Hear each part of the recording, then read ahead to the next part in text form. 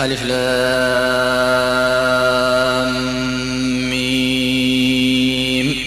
ذلك الكتاب لا ريب فيه هدى للمتقين الذين يؤمنون بالغيب ويقيمون الصلاة ومما رزقناهم ينفقون والذين يؤمنون بما أنزل إليك وما أنزل من قبلك وبالآخرة هم يوقنون أولئك على هدى من ربهم وأولئك هم المفلحون. إن الذين كفروا سواء عليهم أأنذرتهم أم لم تنذرهم لا يؤمنون ختم الله على قلوبهم وعلى سمعهم وعلى أبصارهم غشاوة ولهم عذاب عظيم. ومن الناس من يقول آمنا بالله وباليوم الآخر وما هم بمؤمنين يخادعون الله والذين آمنوا وما يخدعون إلا أنفسهم وما يشعرون في قلوبهم مرض فزادهم الله مرضا ولهم عذاب أليم بما كانوا يكذبون. وإذا قيل لهم لا تفسدوا في الأرض قالوا إنما نحن مصلحون ألا إنهم هم المفسدون ولكن لا يشعرون. وإذا قيل لهم آمنوا كما آمن الناس قالوا أنؤمن كما آمن السفهاء ألا إنهم هم السفهاء ولكن لا يعلمون. وإذا لقوا الذين آمنوا قالوا آمنا وإذا خلوا إلى شياطينهم قالوا إنا معكم إنما نحن مستهزئون الله يستهزئ بهم ويمدهم في طغيانهم يعمهون. أولئك الذين اشتروا الضلالة بالهدى فما ربحت تجارتهم وما كانوا مهتدين.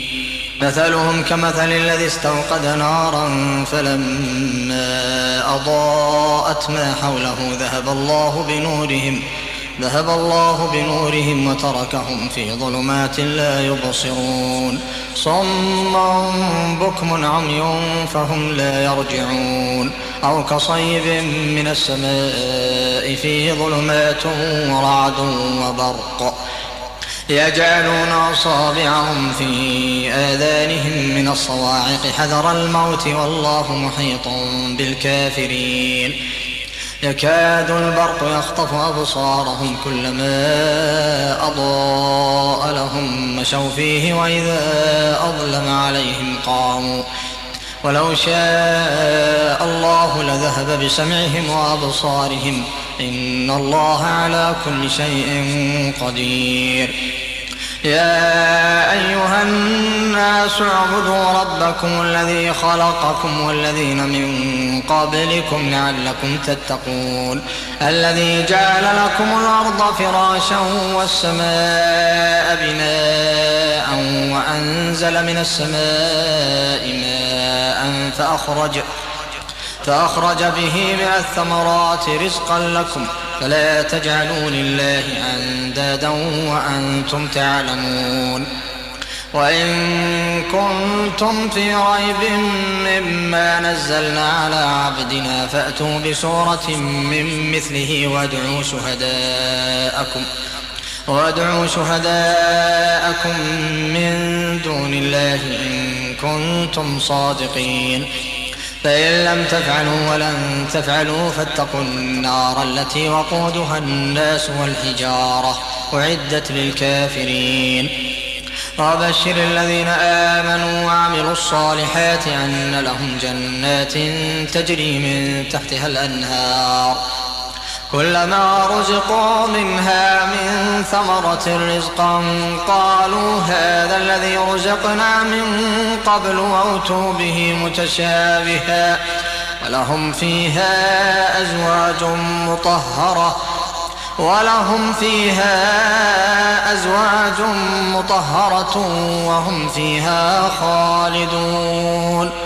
إن الله لا يستحيي أن يضرب مثلا ما بعوضة فما فوقها، فأما الذين آمنوا فيعلمون أنه الحق من ربهم، وأما الذين كفروا فيقولون ماذا أراد الله بهذا مثلا، يضل به كثيرا ويهدي به كثيرا، وما يضل به إلا الفاسقين الذين ينقضون عهد الله من بعد ميثاقه ويقطعون ما أمر الله به أن يوصل ويفسدون في الأرض، أولئك هم الخاسرون. كيف تكفرون بالله وكنتم أمواتا فأحياكم ثم يميتكم ثم يحييكم ثم إليه ترجعون. هو الذي خلق لكم ما في الأرض جميعا ثم استوى إلى السماء فسواهن 7 سماوات وهو بكل شيء عليم. وإذ قال ربك للملائكة إني جاعل في الأرض خليفة قالوا أتجعل فيها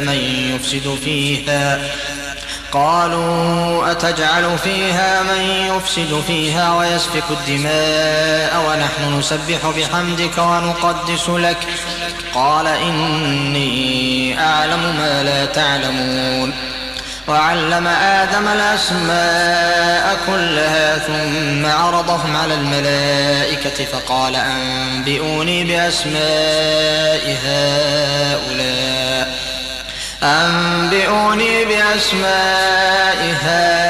هؤلاء إن كنتم صادقين.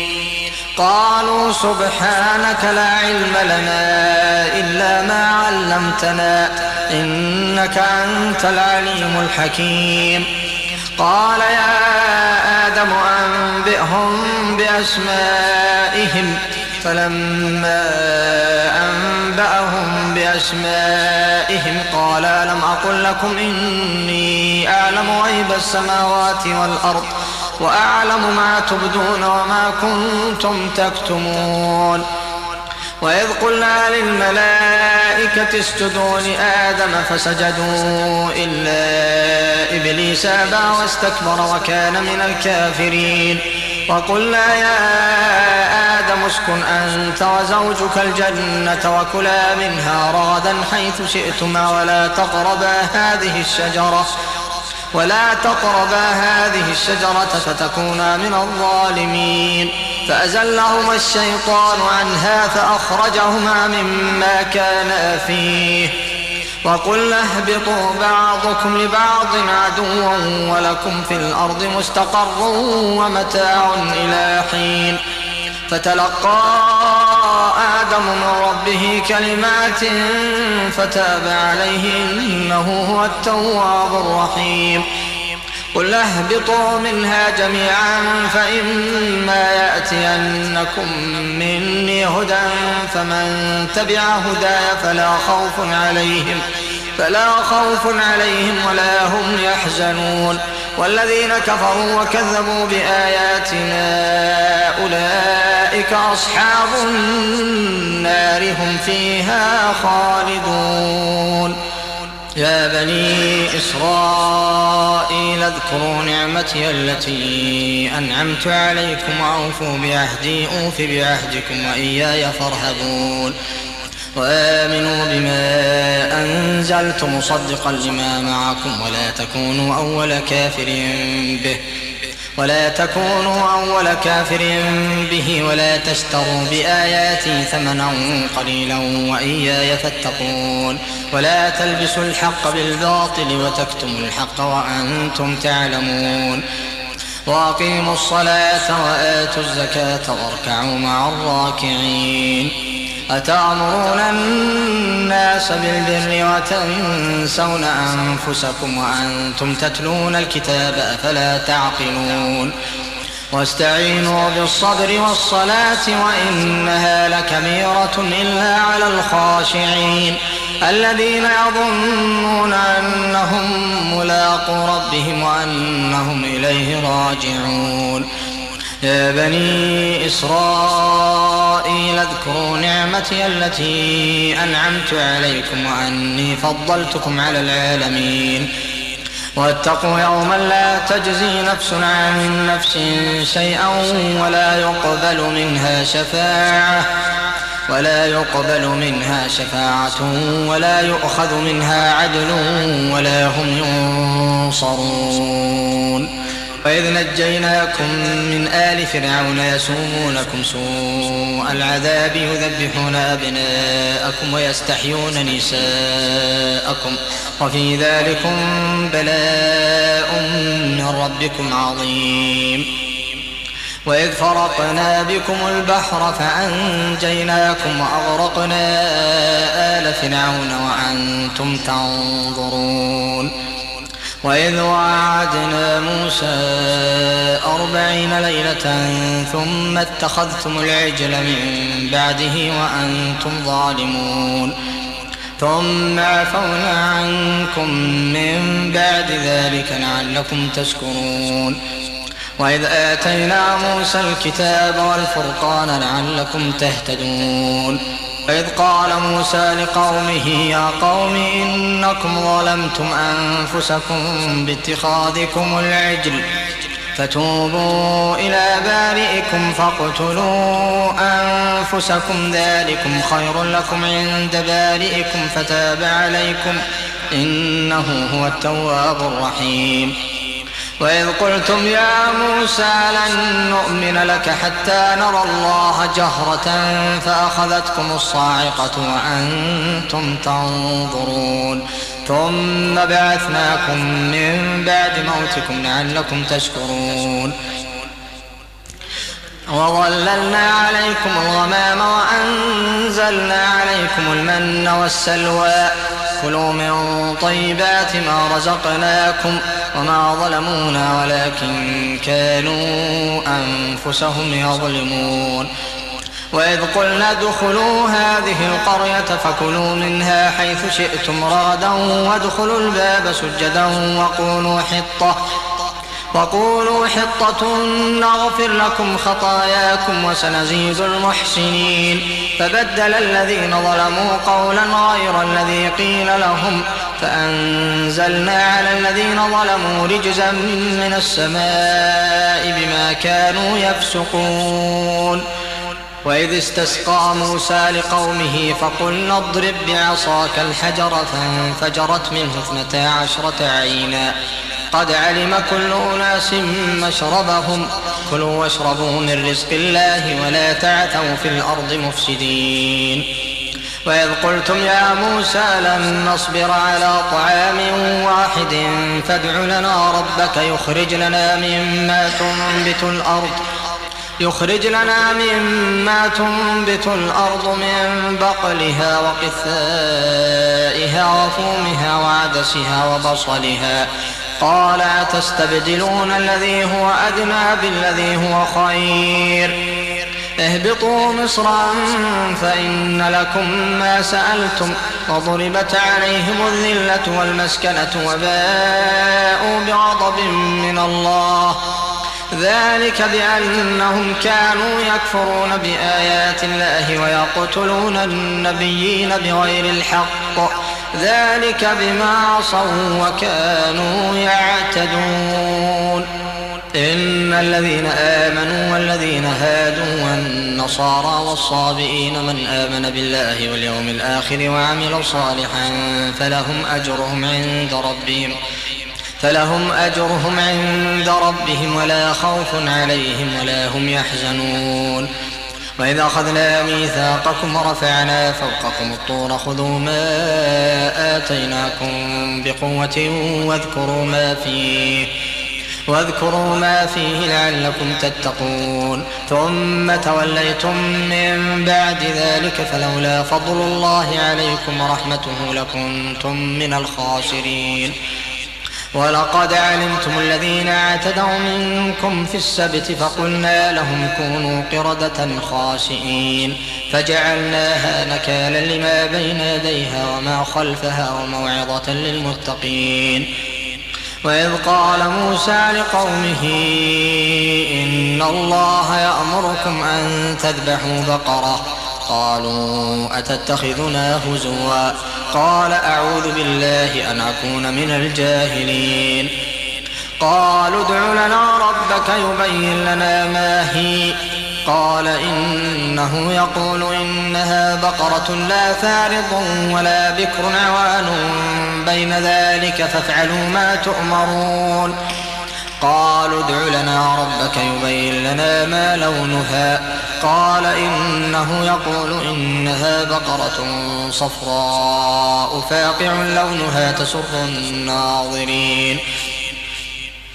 قالوا ادع لنا ربك يبين لنا ما هي إن البقرة شابه علينا وإنا إن شاء الله لمهتدون. قال إنه يقول إنها بقرة لا ذلول تثير الأرض ولا تسقي الحرث مسلمة لا شية فيها. قالوا الآن جئت بالحق فذبحوها وما كادوا يفعلون. وإذ قتلتم نفسا فادارأتم فيها والله مخرج ما كنتم تكتمون. فقلنا اضربوه ببعضها كذلك يحيي الله الموتى ويريكم آياته لعلكم تعقلون. ثم قست قلوبكم من بعد ذلك فهي كالحجارة أو أشد قسوة وإن من الحجارة لما يتفجر منه الأنهار وإن منها لما يشقق فيخرج منه الماء وإن منها لما يهبط من خشية الله وما الله بغافل عما تعملون. أفتطمعون أن يؤمنوا لكم وقد كان فريق منهم يسمعون كلام الله ثم يحرفونه من بعد ما عقلوه وهم يعلمون.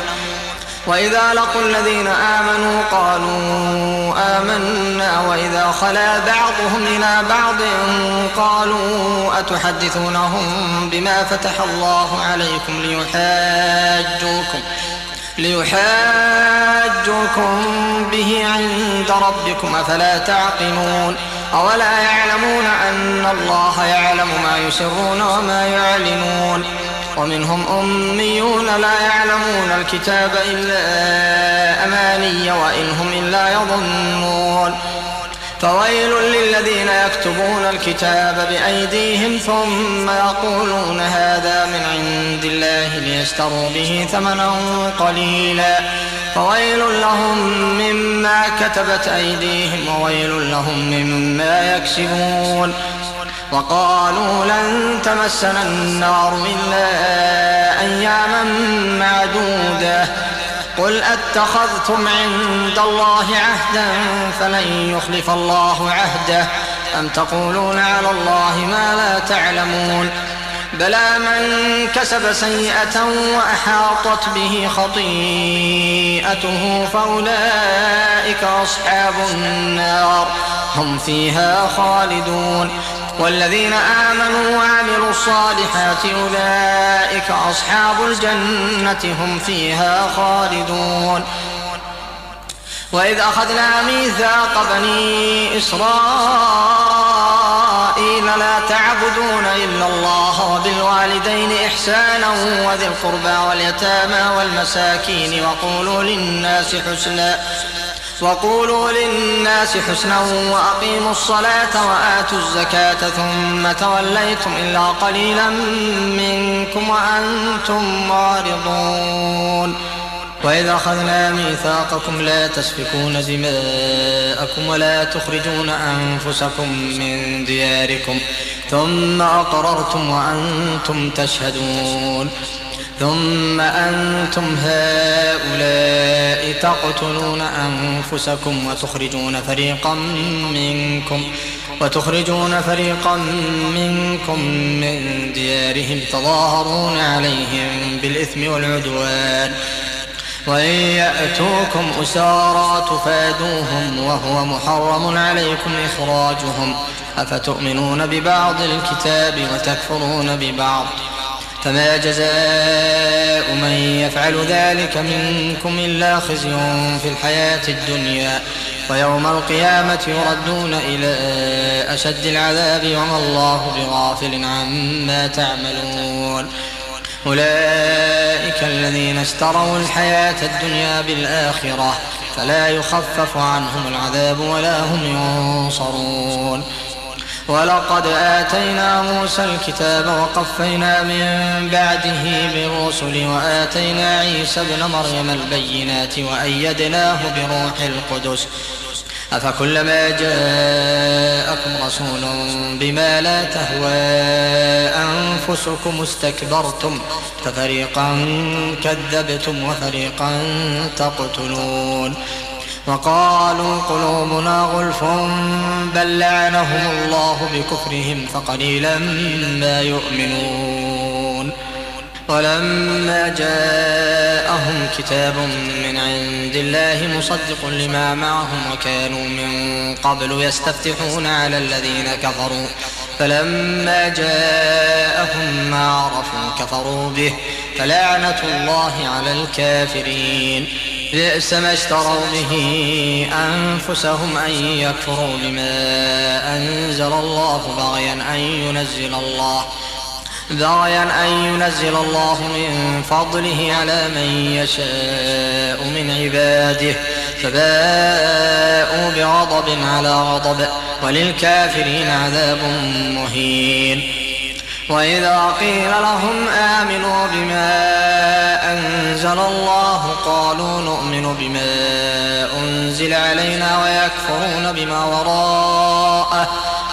ويكفرون بما وراءه وهو الحق مصدقا لما معهم قل فلم تقتلون أنبياء الله من قبل إن كنتم مؤمنين ولقد جاءكم موسى بالبينات ثم اتخذتم العجل من بعده وأنتم ظالمون وإذا أخذنا ميثاقكم ورفعنا فوقكم الطور خذوا ما آتيناكم بقوة واسمعوا قالوا سمعنا وعصينا وأشربوا في قلوبهم العجل بكفرهم قل بئس ما يأمركم به إيمانكم إن كنتم مؤمنين قل إن كانت لكم الدار الآخرة عند الله خالصة من دون الناس فتمنوا الموت إن كنتم صادقين ولن يتمنوه أبدا بما قدمت أيديهم والله عليم بالظالمين ولتجدنهم أحرص الناس على حياة ومن الذين أشركوا يود أحدهم لو يعمر 1000 سنة وما هو بمزحزحه من العذاب أن يعمر والله بصير بما يعملون قل من كان عدوا لجبريل فإنه نزله على قلبك بإذن الله مصدقا لما بين يديه وهدى وبشرى للمؤمنين من كان عدوا لله وملائكته ورسله وجبريل وميكال فإن الله عدو للكافرين ولقد أنزلنا إليك آيات بينات وما يكفر بها إلا الفاسقون أوكلما عاهدوا عهدا نبذه فريق منهم بل أكثرهم لا يؤمنون ولما جاءهم رسول من عند الله مصدق لما معهم نبذ فريق من الذين أوتوا الكتاب كتاب الله وراء ظهورهم كتاب الله وراء ظهورهم كأنهم لا يعلمون واتبعوا ما تتلو الشياطين على ملك سليمان وما كفر سليمان ولكن الشياطين كفروا يعلمون الناس السحر وما أنزل على الملكين ببابل هاروت وماروت وما يعلمان من أحد حتى يقولا إنما نحن فتنة فلا تكفر فيتعلمون منهما ما يفرقون به بين المرء وزوجه وما هم بضارين به من أحد إلا بإذن الله ويتعلمون ما يضرهم ولا ينفعهم ولقد علموا لمن اشتراه ما له في الآخرة من خلاق ولبئس ما شروا به أنفسهم لو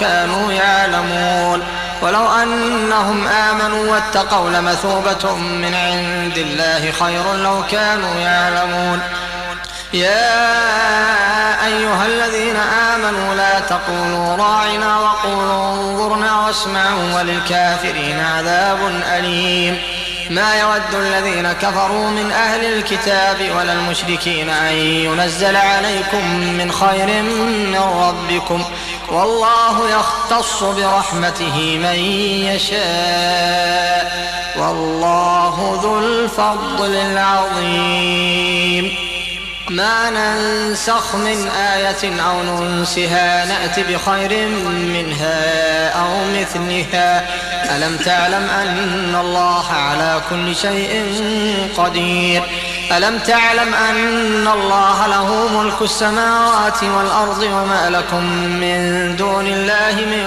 ولي ولا نصير أم تريدون أن تسألوا رسولكم كما سئل موسى من قبل ومن يتبدل الكفر بالإيمان فقد ضل سواء السبيل ود كثير من أهل الكتاب لو يردونكم من بعد إيمانكم كفارا حسدا من عند أنفسهم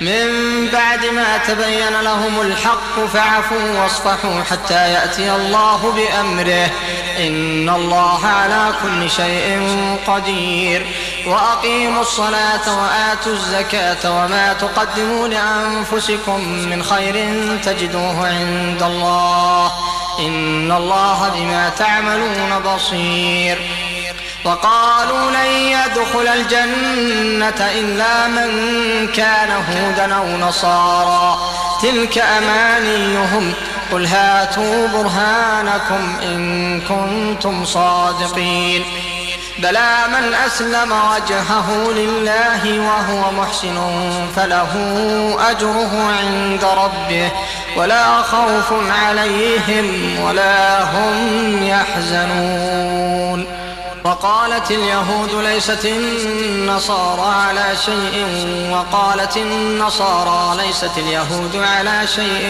وهم يتلون الكتاب كذلك قال الذين لا يعلمون مثل قولهم فالله يحكم بينهم يوم القيامة فيما كانوا فيه يختلفون ومن أظلم ممن منع مساجد الله أن يذكر فيها اسمه وسعى في خرابها أولئك ما كان لهم أن يدخلوها إلا خائفين لهم في الدنيا خزي ولهم في الآخرة عذاب عظيم ولله المشرق والمغرب فأينما تولوا فثم وجه الله إن الله واسع عليم وقالوا اتخذ الله ولدا سبحانه بل له ما في السماوات والأرض كل له قانتون بديع السماوات والأرض وإذا قضى أمرا فإنما يقول له كن فيكون وقال الذين لا يعلمون لولا يكلمنا الله أو تأتينا آية كذلك قال الذين من قبلهم مثل قولهم تشابهت قلوبهم قد بينا الآيات لقوم يوقنون إنا أرسلناك بالحق بشيرا ونذيرا ولا تسأل عن أصحاب الجحيم ولن ترضى عنك اليهود ولا النصارى حتى تتبع ملتهم قل إن هدى الله هو الهدى ولئن اتبعت أهواءهم بعد الذي جاءك من العلم ما لك من الله من ولي ولا نصير الذين آتيناهم الكتاب يتلونه حق تلاوته أولئك يؤمنون به ومن يكفر به فأولئك هم الخاسرون يا بني إسرائيل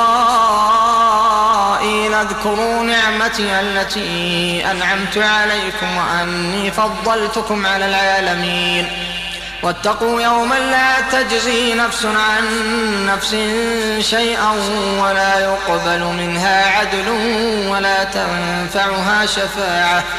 ولا تنفعها شفاعة ولا هم ينصرون وإذ ابتلى إبراهيم ربه بكلمات فأتمهن قال إني جاعلك للناس إماما قال ومن ذريتي قال لا ينال عهد الظالمين وإذ جعلنا البيت مثابة للناس وأمنا واتخذوا من مقام إبراهيم مصلى وعهدنا إلى إبراهيم وإسماعيل أن طهرا بيتي للطائفين والعاكفين والركع السجود وإذ قال إبراهيم رب اجعل هذا بلدا آمنا وارزق أهله من الثمرات من آمن منهم بالله واليوم الآخر قال ومن كفر فأمتعه قليلا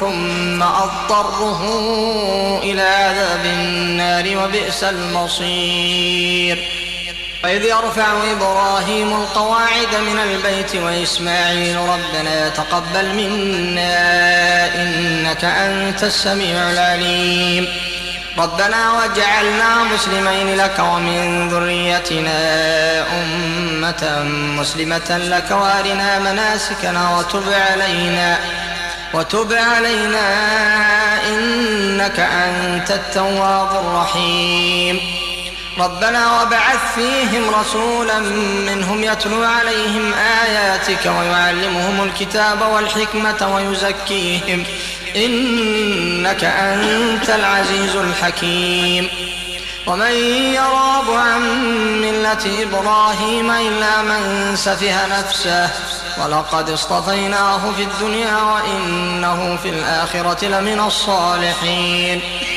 إذ قال له ربه أسلم قال أسلمت لرب العالمين ووصى بها إبراهيم بنيه ويعقوب يا بني إن الله اصطفى لكم الدين فلا تموتن إلا وأنتم مسلمون أم كنتم شهداء إذ حضر يعقوب الموت إذ قال لبنيه ما تعبدون من بعدي قالوا نعبد إلهك وإله آبائك إبراهيم وإسماعيل وإسحاق إلها واحدا ونحن له مسلمون تلك أمة قد خلت لها ما كسبت ولكم ما كسبتم ولا تسألون عما كانوا يعملون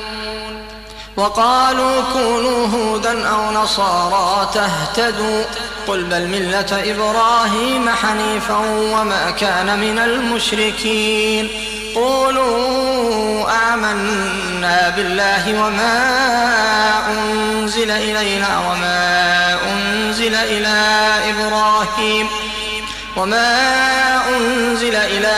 إبراهيم وإسماعيل وإسحاق ويعقوب والأسباط وما أوتي موسى وعيسى وما أوتي النبيون من ربهم لا نفرق بين أحد منهم ونحن له مسلمون فإن آمنوا بمثل ما آمنتم به فقد اهتدوا وإن تولوا فإنما هم في شقاق فسيكفيكهم الله وهو السميع العليم. صبغة الله ومن أحسن من الله صبغة ونحن له عابدون. قل أتحاجوننا في الله وهو ربنا وربكم ولنا أعمالنا ولكم أعمالكم ونحن له مخلصون. أم تقولون إن إبراهيم وإسماعيل وإسحاق ويعقوب والأسباط كانوا هودا أو نصارى؟ قل أأنتم أعلم أم الله؟ ومن أظلم ممن كتم شهادة عنده من الله وما الله بغافل عما تعملون. تلك أمة قد خلت لها ما كسبت ولكم ما كسبتم ولا تسألون عما كانوا يعملون. سيقول السفهاء من الناس ما ولاهم عن قبلتهم التي كانوا عليها قل لله المشرق والمغرب يهدي من يشاء إلى صراط مستقيم. وكذلك جعلناكم أمة وسطا لتكونوا شهداء على الناس ويكون الرسول عليكم شهيدا.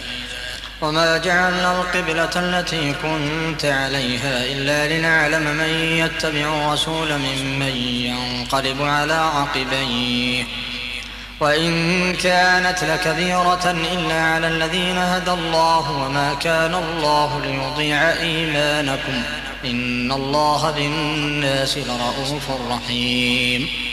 قد نرى تقلب وجهك في السماء فلنولينك قبلة ترضاها فول وجهك شطر المسجد الحرام وحيثما كنتم فولوا وجوهكم شطره وإن الذين أوتوا الكتاب ليعلمون أنه الحق من ربهم وما الله بغافل عما يعملون. ولئن أتيت الذين أوتوا الكتاب بكل آية ما تبعوا قبلتك وما أنت بتابع قبلتهم وما بعضهم بتابع قبلة بعض ولئن اتبعت أهواءهم من بعد ما جاءك من العلم إنك إذا لمن الظالمين. الذين آتيناهم الكتاب يعرفونه كما يعرفون أبناءهم وإن فريقا منهم ليكتمون الحق وهم يعلمون. الحق من ربك فلا تكونن من الممترين. ولكل وجهة هو موليها فاستبقوا الخيرات أينما تكونوا يأت بكم الله جميعا إن الله على كل شيء قدير. ومن حيث خرجت فول وجهك شطر المسجد الحرام وإنه للحق من ربك وما الله بغافل عما تعملون. ومن حيث خرجت فول وجهك شطر المسجد الحرام وحيثما كنتم فولوا وجوهكم شطره لئلا يكون للناس عليكم حجة إلا الذين ظلموا منهم فلا تخشوهم واخشوني ولأتم نعمتي عليكم ولعلكم تهتدون. كما أرسلنا فيكم رسولا منكم يتلو عليكم آياتنا ويزكيكم ويعلمكم الكتاب والحكمة ويعلمكم ما لم تكونوا تعلمون فاذكروني أذكركم واشكروا لي ولا تكفرون. يا أيها الذين آمنوا استعينوا بالصبر والصلاة إن الله مع الصابرين. ولا تقولوا لمن يقتل في سبيل الله أموات بل أحياء ولكن لا تشعرون. ولنبلونكم بشيء من الخوف والجوع ونقص من الأموال والأنفس والثمرات وبشر الصابرين الذين إذا أصابتهم مصيبة قالوا إنا لله وإنا إليه راجعون أولئك عليهم صلوات من ربهم ورحمة وأولئك هم المهتدون. إن الصفا والمروة من شعائر الله فمن حج البيت أو اعتمر فلا جناح عليه أن يطوف بهما ومن تطوع خيرا فإن الله شاكر عليم. إن الذين يكتمون ما أنزلنا من البينات والهدى من بعد ما بيناه للناس في الكتاب أولئك يلعنهم الله ويلعنهم اللاعنون إلا الذين تابوا وأصلحوا وبينوا فأولئك أتوب عليهم وأنا التواب الرحيم.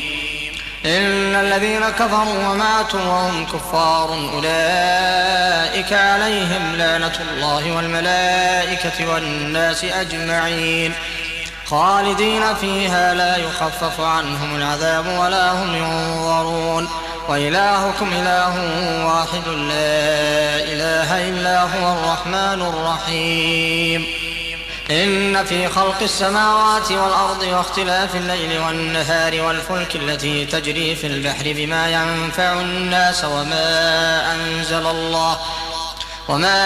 أنزل الله من السماء من ماء فأحيا به الأرض بعد موتها وبث فيها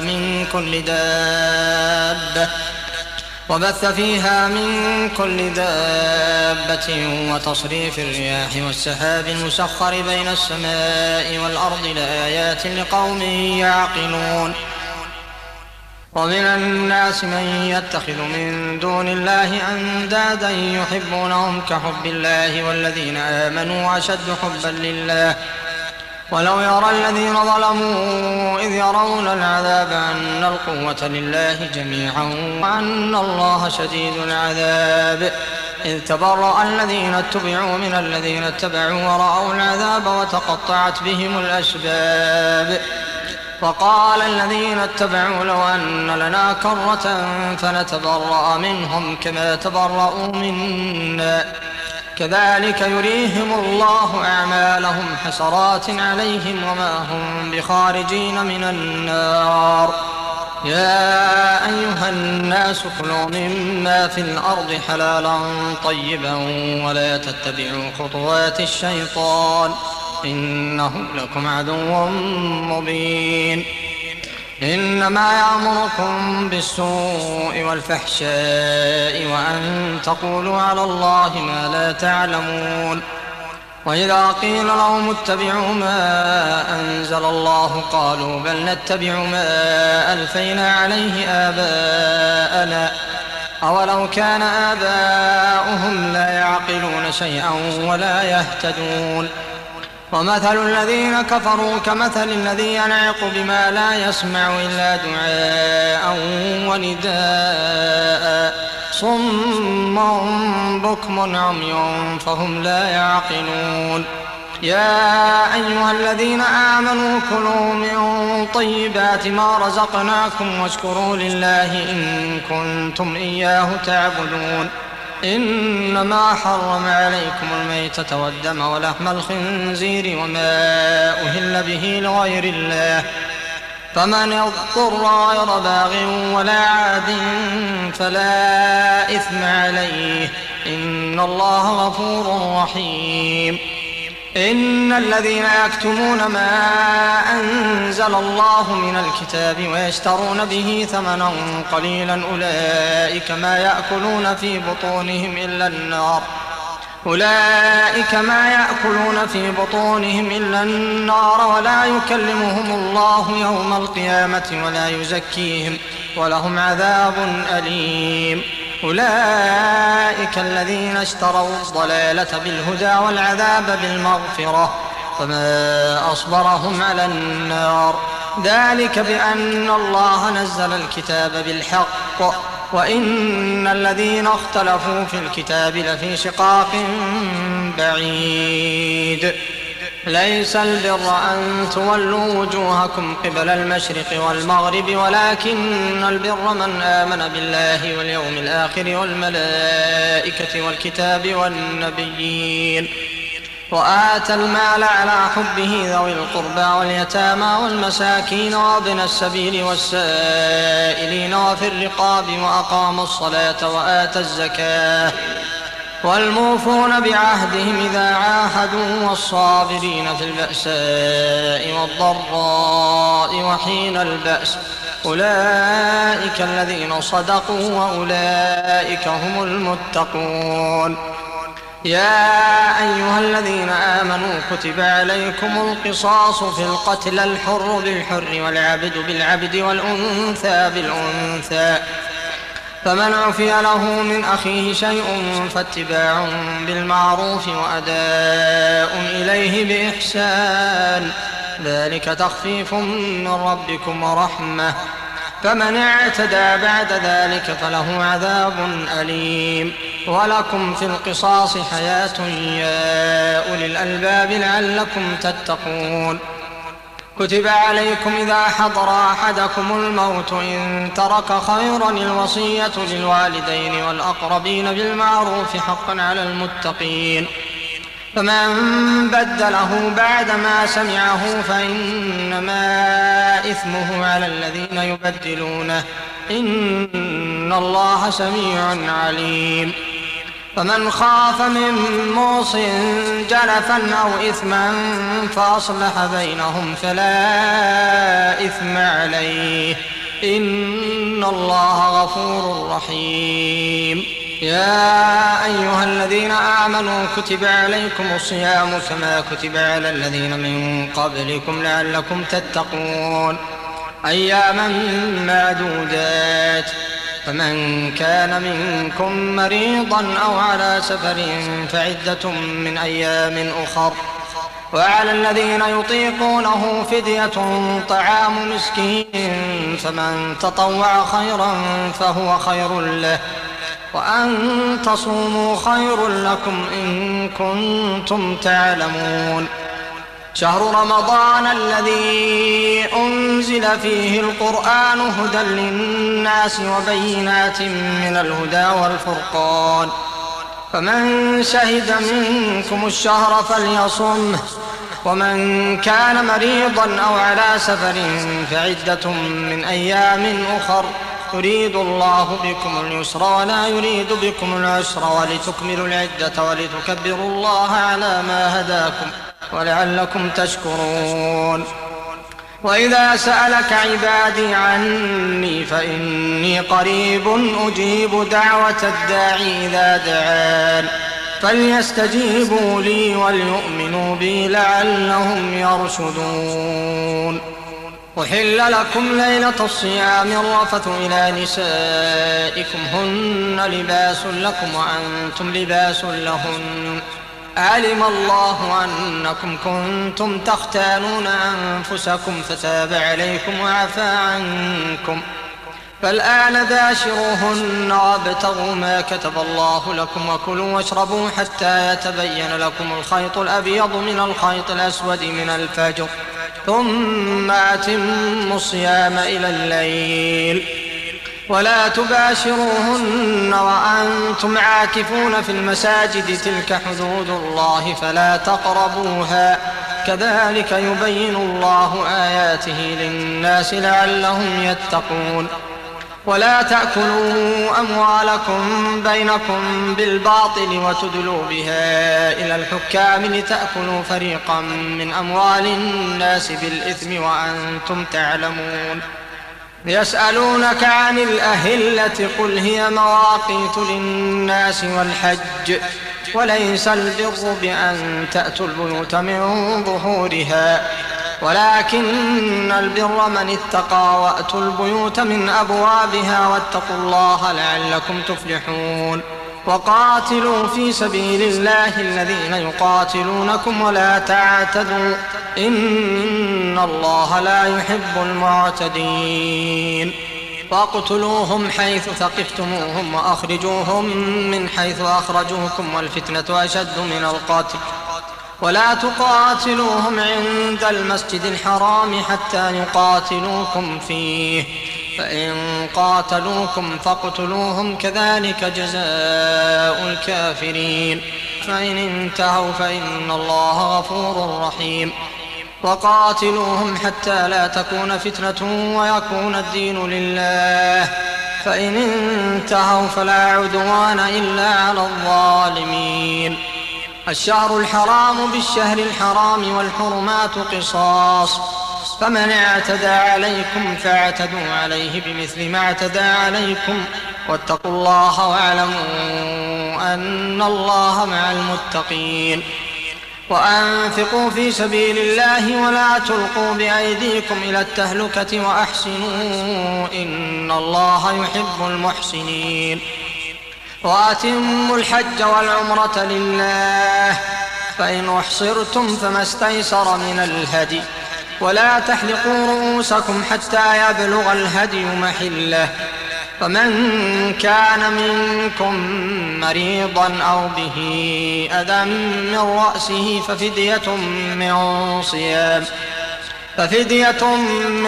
صيام أو صدقة أو نسك، فإذا أمنتم فمن تمتع بالعمرة إلى الحج فما استيسر من الهدي، فمن لم يجد فصيام 3 أيام في الحج و7 إذا رجعتم تلك 10 كاملة، ذلك لمن لم يكن أهله حاضر المسجد الحرام.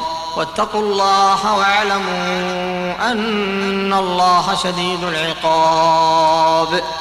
الحج أشهر معلومات، فمن فرض فيهن الحج فلا رفث ولا فسوق ولا جدال في الحج، وما تفعلوا من خير يعلمه الله، وتزودوا فإن خير الزاد التقوى، واتقون يا أولي الألباب. ليس عليكم جناح أن تبتغوا فضلا من ربكم، فإذا أفضتم من عرفات فاذكروا الله عند المشعر الحرام، واذكروه كما هداكم وإن كنتم من قبله لمن الضالين. ثم أفيضوا من حيث أفاض الناس واستغفروا الله إن الله غفور رحيم. فإذا قضيتم مناسككم فاذكروا الله كذكركم آباءكم أو أشد ذكرا، فمن الناس من يقول ربنا آتنا في الدنيا وما له في الآخرة من خلاق، ومنهم من يقول ربنا آتنا في الدنيا حسنة وفي الآخرة حسنة وقنا عذاب النار. أولئك لهم نصيب مما كسبوا والله سريع الحساب. واذكروا الله في أيام معدودات، فمن تعجل في يومين فلا إثم عليه، ومن تأخر فلا إثم عليه لمن اتقى. واتقوا الله واعلموا أنكم إليه تحشرون. ومن الناس من يعجبك قوله في الحياة الدنيا ويشهد الله على ما في قلبه وهو ألد الخصام، وإذا تولى سعى في الأرض ليفسد فيها ويهلك الحرث والنسل والله لا يحب الفساد. وإذا قيل له اتق الله أخذته العزة بالإثم فحسبه جهنم ولبئس المهاد. ومن الناس من يشري نفسه ابتغاء مرضات الله والله رؤوف بالعباد. يا أيها الذين آمنوا ادخلوا في السلم كافة ولا تتبعوا خطوات الشيطان إنه لكم عدو مبين. فإن زللتم من بعد ما جاءتكم البينات فاعلموا أن الله عزيز حكيم. هل ينظرون إلا أن يأتيهم الله في ظلل من الغمام والملائكة وقضي الأمر وإلى الله ترجع الأمور. سل بني إسرائيل كم آتيناهم من آية بينة ومن يبدل نعمة الله من بعد ما جاءته فإن الله شديد العقاب. زين للذين كفروا الحياة الدنيا ويسخرون من الذين آمنوا والذين اتقوا فوقهم يوم القيامة والله يرزق من يشاء بغير حساب. كان الناس أمة واحدة فبعث الله النبيين مبشرين ومنذرين وأنزل معهم الكتاب بالحق ليحكم بين الناس فيما اختلفوا فيه وما اختلف فيه إلا الذين أوتوه من بعد ما جاءتهم البينات بغيا بينهم فهدى الله الذين آمنوا لما اختلفوا فيه من الحق بإذنه والله يهدي من يشاء إلى صراط مستقيم.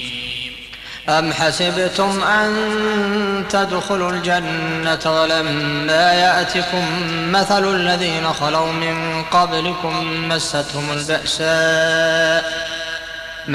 البأساء والضراء وزلزلوا حتى يقول الرسول والذين آمنوا معه متى نصر الله ألا إن نصر الله قريب. يسألونك ماذا ينفقون قل ما أنفقتم من خير فللوالدين والأقربين واليتامى والمساكين وابن السبيل وما تفعلوا من خير فإن الله به عليم. كتب عليكم القتال وهو كره لكم وعسى أن تكرهوا شيئا وهو خير لكم وعسى أن تحبوا شيئا وهو شر لكم والله يعلم وأنتم لا تعلمون. يسألونك عن الشهر الحرام قتال فيه قل قتال فيه كبير وصد عن سبيل الله وكفر به والمسجد الحرام وإخراج أهله منه أكبر عند الله والفتنة أكبر من القتل ولا يزالون يقاتلونكم حتى يردوكم عن دينكم إن استطاعوا ومن يرتد منكم عن دينه فيمت وهو كافر فأولئك حبطت أعمالهم في الدنيا والآخرة وأولئك أصحاب النار هم فيها خالدون. إن الذين آمنوا والذين هاجروا وجاهدوا في سبيل الله أولئك يرجون رحمة الله والله غفور رحيم. يسألونك عن الخمر والميسر قل فيهما إثم كبير ومنافع للناس وإثمهما أكبر من نفعهما ويسألونك ماذا ينفقون قل العفو كذلك يبين الله لكم الآيات لعلكم تتفكرون في الدنيا والآخرة. ويسألونك عن اليتامى قل إصلاح لهم خير وإن تخالطوهم فإخوانكم والله يعلم المفسد من المصلح ولو شاء الله لأعنتكم إن الله عزيز حكيم.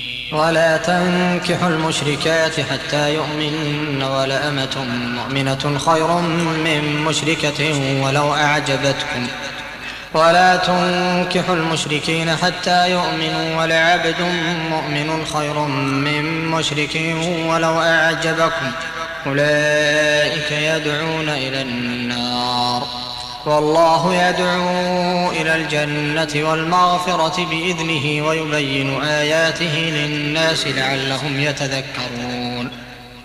ويسألونك عن المحيض قل هو أذى فاعتزلوا النساء في المحيض ولا تقربوهن حتى يطهرن فإذا تطهرن فأتوهن من حيث أمركم الله إن الله يحب التوابين ويحب المتطهرين.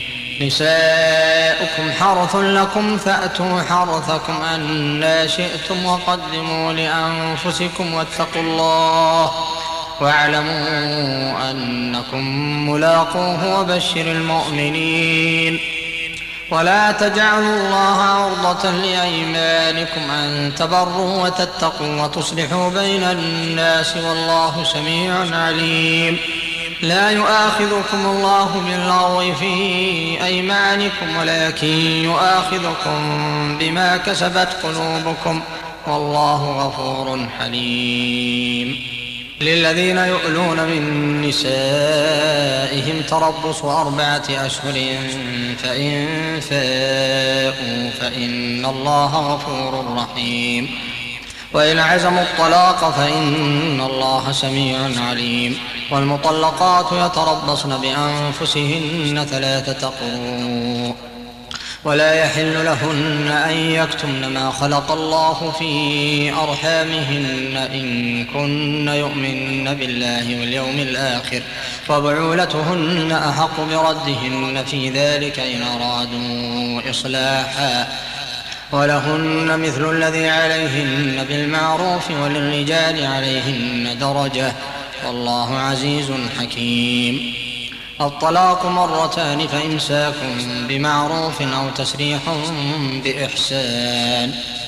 ولا يحل لكم أن تأخذوا مما آتيتموهن شيئا إلا أن يخافا ألا يقيما حدود الله فإن خفتم ألا يقيما حدود الله فلا جناح عليهما فيما افتدت به تلك حدود الله فلا تعتدوها ومن يتعد حدود الله فأولئك هم الظالمون. فإن طلقها فلا تحل له من بعد حتى تنكح زوجا غيره فإن طلقها فلا جناح عليهما أن يتراجعا إن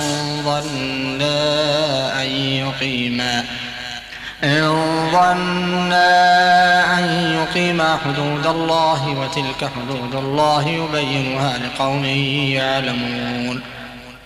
وإذا طلقتم النساء فبلغن أجلهن فأمسكوهن بمعروف أو سرحوهن بمعروف ولا تمسكوهن ضرارا لتعتدوا ومن يفعل ذلك فقد ظلم نفسه. ولا تتخذوا آيات الله هزوا واذكروا نعمة الله عليكم وما أنزل عليكم من الكتاب والحكمة يعظكم به واتقوا الله واعلموا أن الله بكل شيء عليم. وإذا طلقتم النساء فبلغن أجلهن فلا تعضلوهن أن ينكحن أزواجهن إذا تراضوا بينهم بالمعروف ذلك يوعظ به من كان منكم يؤمن بالله واليوم الآخر ذلكم أزكى لكم وأطهر والله يعلم وأنتم لا تعلمون. والوالدات يرضعن أولادهن حولين كاملين لمن أراد أن يتم الرضاعة وعلى المولود له رزقهن وكسوتهن بالمعروف لا تكلف نفس إلا وسعها لا تضار والدة بولدها ولا مولود له بولده وعلى الوارث مثل ذلك فإن أرادا فصالا عن تراض منهما وتشاور فلا جناح عليهما. وإن أردتم أن تسترضعوا أولادكم فلا جناح عليكم إذا سلمتم ما آتيتم بالمعروف واتقوا الله واعلموا أن الله بما تعملون بصير. والذين يتوفون منكم ويذرون أزواجا يتربصن بأنفسهن 4 أشهر وعشرا فإذا بلغن أجلهن فلا جناح عليكم فيما فعلن في أنفسهن بالمعروف والله بما تعملون خبير. ولا جناح عليكم فيما عرضتم به من خطبة النساء أو أكننتم في أنفسكم علم الله أنكم ستذكرونهن ولكن لا تواعدوهن سرا إلا أن تقولوا قولا معروفا ولا تعزموا عقدة النكاح حتى يبلغ الكتاب أجله واعلموا أن الله يعلم ما في أنفسكم فاحذروه واعلموا أن الله غفور حليم لا جناح عليكم إن طلقتم النساء ما لم تمسوهن أو تفرضوا لهن فريضة ومتعوهن على الموسع قدره وعلى المقتر قدره متاعا بالمعروف حقا على المحسنين وإن طلقتموهن من قبل أن تمسوهن وقد فرضتم لهن فريضة فنصف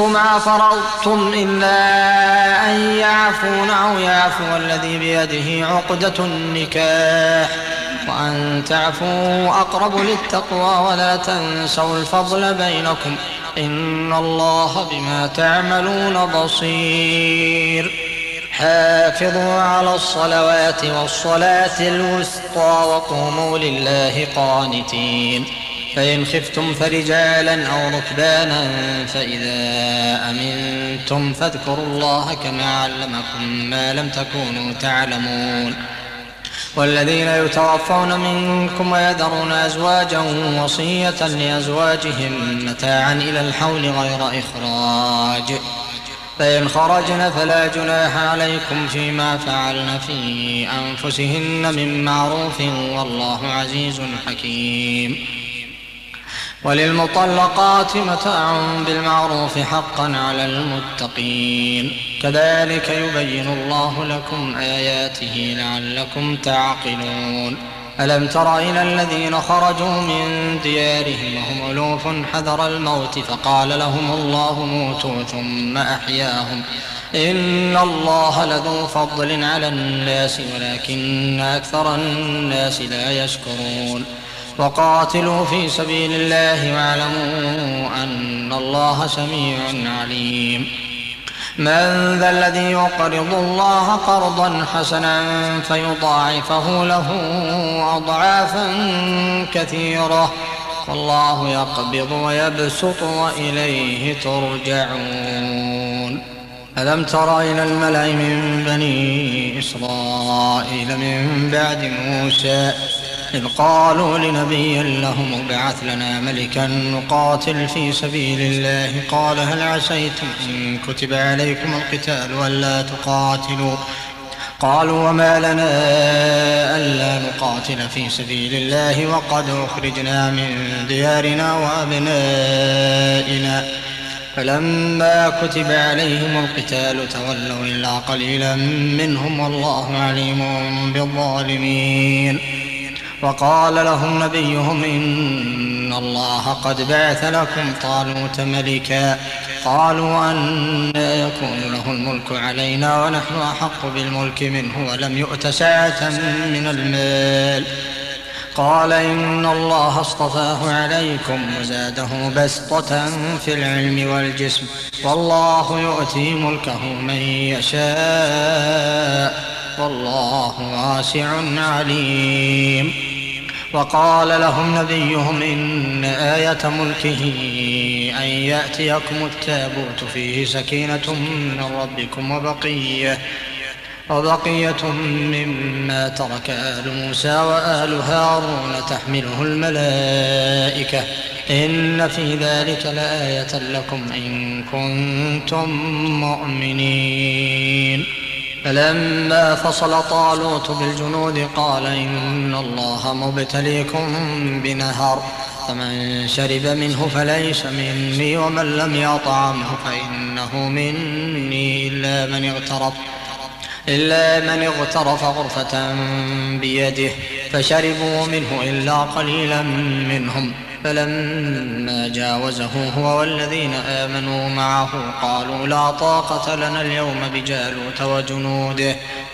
قال الذين يظنون أنهم ملاقو الله كم من فئة قليلة غلبت فئة كثيرة بإذن الله والله مع الصابرين. ولما برزوا لجالوت وجنوده قالوا ربنا أفرغ علينا صبرا وثبت أقدامنا وانصرنا على القوم الكافرين.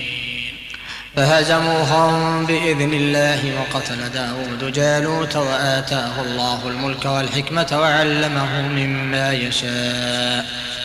ولولا دفع الله الناس بعضهم ببعض لفسدت الأرض ولكن الله ذو فضل على العالمين. تلك آيات الله نتلوها عليك بالحق وإنك لمن المرسلين. تلك الرسل فضلنا بعضهم على بعض منهم من كلم الله ورفع بعضهم درجات وآتينا عيسى ابن مريم البينات وأيدناه بروح القدس. ولو شاء الله ما اقتتل الذين من بعدهم من بعد ما جاءتهم البينات ولكن اختلفوا فمنهم من آمن ومنهم من كفر. ولو شاء الله ما اقتتلوا ولكن الله يفعل ما يريد. يا أيها الذين آمنوا أنفقوا مما رزقناكم من قبل أن يأتي يوم لا بيع فيه ولا خلة ولا شفاعة والكافرون هم الظالمون. الله لا إله إلا هو الحي القيوم لا تأخذه سنة ولا نوم له ما في السماوات وما في الأرض من ذا الذي يشفع عنده إلا بإذنه يعلم ما بين أيديهم وما خلفهم ولا يحيطون بشيء من علمه إلا بما شاء وسع كرسيه السماوات والأرض ولا يؤوده حفظهما وهو العلي العظيم. لا إكراه في الدين قد تبين الرشد من الغي فمن يكفر بالطاغوت ويؤمن بالله فقد استمسك بالعروة الوثقى لا انفصام لها والله سميع عليم. الله ولي الذين آمنوا يخرجهم من الظلمات إلى النور والذين كفروا أولياؤهم الطاغوت يخرجونهم من النور إلى الظلمات أولئك أصحاب النار هم فيها خالدون. ألم تر إلى الذي حاج إبراهيم في ربه أن آتاه الله الملك إذ قال إبراهيم ربي الذي يحيي ويميت قال أنا أحيي وأميت قال إبراهيم فإن الله يأتي بالشمس من المشرق فأت بها من المغرب فبهت الذي كفر والله لا يهدي القوم الظالمين. أو كالذي مر على قرية وهي خاوية على عروشها قال أنى يحيي هذه الله بعد موتها فأماته الله 100 عام ثم بعثه قال كم لبثت قال لبثت يوما أو بعض يوم قال بل لبثت 100 عام فانظر إلى طعامك وشرابك لم يتسنه وانظر إلى حمارك ولنجعلك آية للناس وانظر إلى العظام كيف ننشزها ثم نكسوها لحما فلما تبين له قال أعلم أن الله على كل شيء قدير. وإذ قال إبراهيم رب أرني كيف تحيي الموتى قال أولم تؤمن قال بلى ولكن ليطمئن قلبي قال فخذ 4 من الطير فصرهن إليك ثم اجعل على كل جبل منهن جزءا ثم ادعهن يأتينك سعيا واعلم أن الله عزيز حكيم. مثل الذين ينفقون أموالهم في سبيل الله كمثل حبة أنبتت 7 سنابل في كل سنبلة 100 حبة والله يضاعف لمن يشاء والله واسع عليم. الذين ينفقون أموالهم في سبيل الله ثم لا يتبعون ما أنفقوا منا ولا أذى لهم أجرهم عند ربهم ولا خوف عليهم ولا هم يحزنون. قول معروف ومغفرة خير من صدقة يتبعها أذى والله غني حليم. يا أيها الذين آمنوا لا تبطلوا صدقاتكم بالمن والأذى كالذي ينفق ماله رئاء الناس ولا يؤمن بالله واليوم الآخر فمثله كمثل صفوان عليه تراب فأصابه وابل فتركه صلدا لا يقدرون على شيء مما كسبوا والله لا يهدي القوم الكافرين. ومثل الذين ينفقون أموالهم ابتغاء مرضات الله وتثبيتا من أنفسهم كمثل جنة بربوة أصابها وابل فآتت أكلها ضعفين فإن لم يصبها وابل فطل والله بما تعملون بصير. أيود أحدكم أن تكون له جنة من نخيل وأعناب تجري من تحتها الأنهار له فيها من كل الثمرات وأصابه الكبر وله ذرية ضعفاء فأصابها إعصار فيه نار فاحترقت كذلك يبين الله لكم الآيات لعلكم تتذكرون. يا أيها الذين آمنوا أنفقوا من طيبات ما كسبتم ومما أخرجنا لكم من الأرض ولا تيمموا الخبيث منه تنفقون ولستم بآخذيه إلا أن تغمضوا فيه واعلموا أن الله غني حميد. الشيطان يعدكم الفقر ويأمركم بالفحشاء والله يعدكم مغفرة منه وفضلا والله واسع عليم. يؤتي الحكمة من يشاء ومن يؤت الحكمة فقد أوتي خيرا كثيرا وما يذكر إلا أولو الألباب. وما أنفقتم من نفقة أو نذرتم من نذر فإن الله يعلمه وما للظالمين من أنصار. إن تبدوا الصدقات فنعما هي وإن تخفوها وتؤتوها الفقراء فهو خير لكم ويكفر عنكم من سيئاتكم والله بما تعملون خبير. ليس عليك هداهم ولكن الله يهدي من يشاء وما تنفقوا من خير فلأنفسكم وما تنفقون إلا ابتغاء وجه الله وما تنفقوا من خير يوفى إليكم وأنتم لا تظلمون. للفقراء الذين أحصروا في سبيل الله لا يستطيعون ضربا في الأرض يحسبهم الجاهل أغنياء من التعفف تعرفهم بسيماهم لا يسألون الناس إلحافا وما تنفقوا من خير فإن الله به عليم.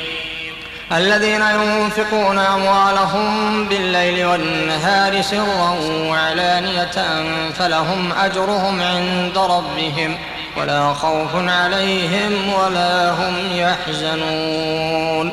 الذين يأكلون الربا لا يقومون إلا كما يقوم الذي يتخبطه الشيطان من المس ذلك بأنهم قالوا إنما البيع مثل الربا وأحل الله البيع وحرم الربا فمن جاءه موعظة من ربه فانتهى فله ما سلف وأمره إلى الله، ومن عاد فأولئك أصحاب النار هم فيها خالدون.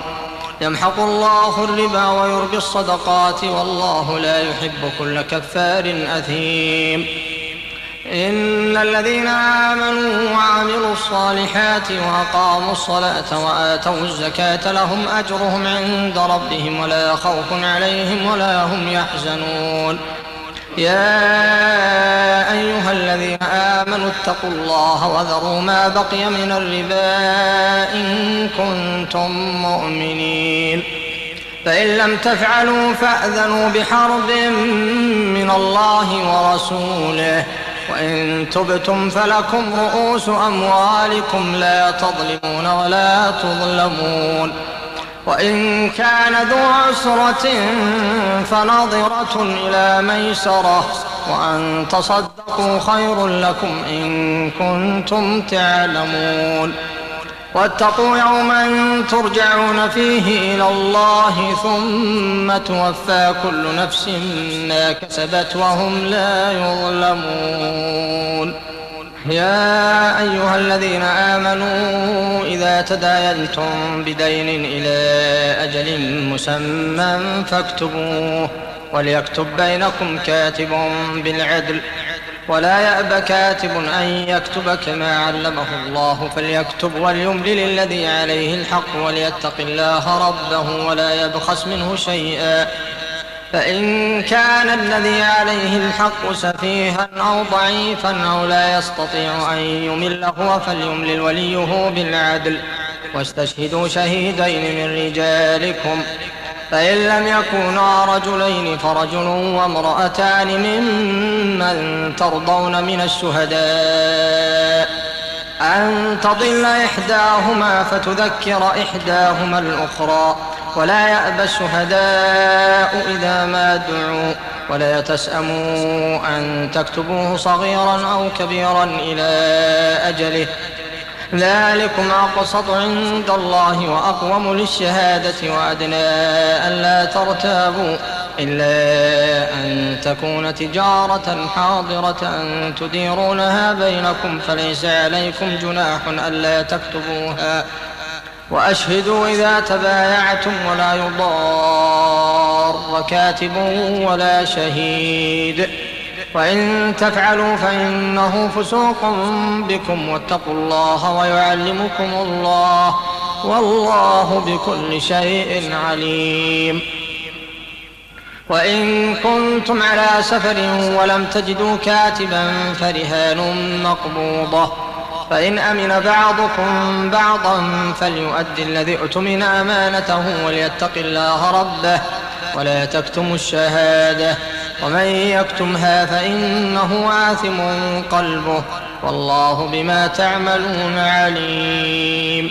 لله ما في السماوات وما في الأرض، وإن تبدوا ما في أنفسكم أو تخفوه يحاسبكم به الله فيغفر لمن يشاء ويعذب من يشاء والله على كل شيء قدير.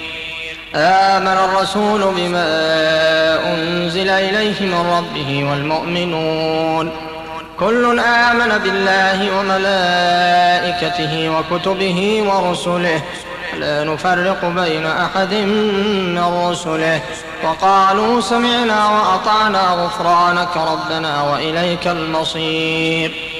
لا يكلف الله نفسا إلا وسعها لها ما كسبت وعليها ما اكتسبت ربنا لا تؤاخذنا إن نسينا أو أخطأنا ربنا ولا تحمل علينا إصرا كما حملته على الذين من قبلنا ربنا ولا تحملنا ما لا طاقة لنا به واعف عنا واغفر لنا وارحمنا أنت مولانا فانصرنا على القوم الكافرين.